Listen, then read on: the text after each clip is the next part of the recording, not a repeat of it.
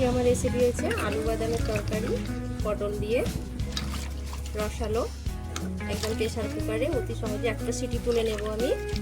কষে আলু দিয়ে দিলাম প্রেসার কুকারে।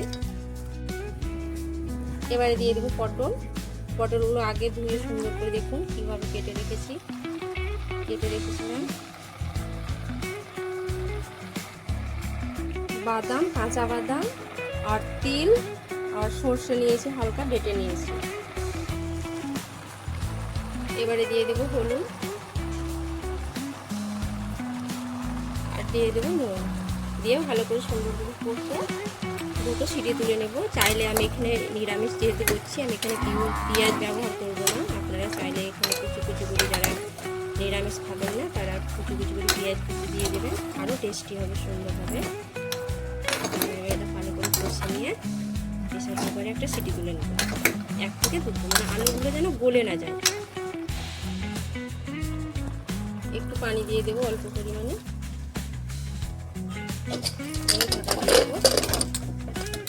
দুটো সিটি তুলে নেব।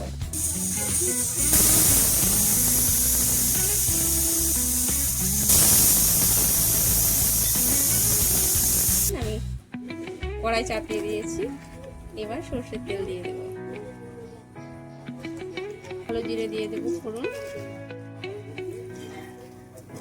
কালো জিরাটা একটু তাতিয়ে নেব, দেব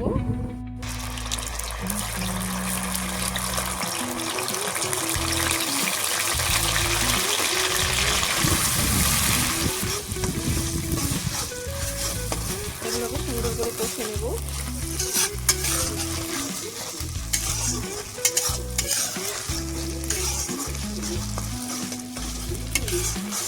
এই জন্য দিয়ে দেবো সামান্য একটু হলুদ গুঁড়ো, দিয়ে এটাকে কষে নেব।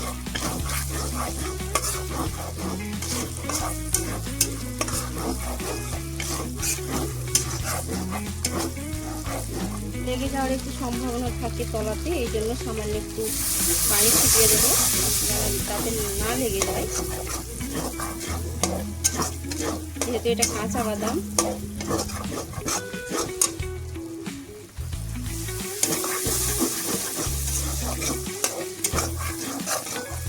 দিয়ে দেবো। তার মধ্যে দিয়ে দেবো আদা, কাঁচা লঙ্কা বাটা, আমি দিয়ে দেবো গোলমরিচের গুঁড়ো অল্প পরিমাণে, একটু জিরের গুঁড়ো,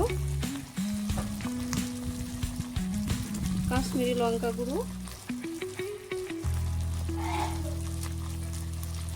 আর সামান্য অল্প পরিমাণে একটু জিরে আর মশলা।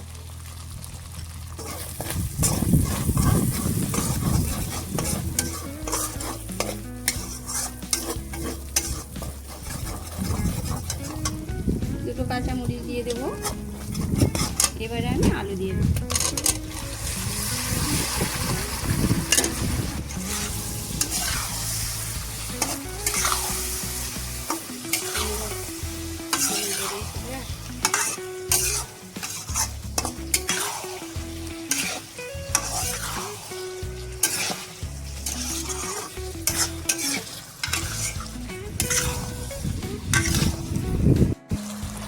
অল্প পরিমাণে একটু পানি দিয়ে দেবো। আপনারা চাইলে যদি কষা খাবো ভাবেন তো কষা করে নেবেন, আর যদি ভাবেন যে না আমি ঝোল খাবো, আমার ঝোলটাই ভালো লাগে, যেহেতু এটা সুন্দর রান্না। এটা প্লিজ একবার ট্রাই করবেন আমার এই রেসিপি। দেখুন আমার প্রেসার কুকারে অতি সহজে আলু বাদাম দিয়ে সুন্দর তরকারি হয়ে গেছে, রেডি হয়ে গেছে। এবার তুলে নেব। প্লিজ একবার ট্রাই করবেন আমার এই রেসিপি। আমি গ্যাস বন্ধ করে দেবো।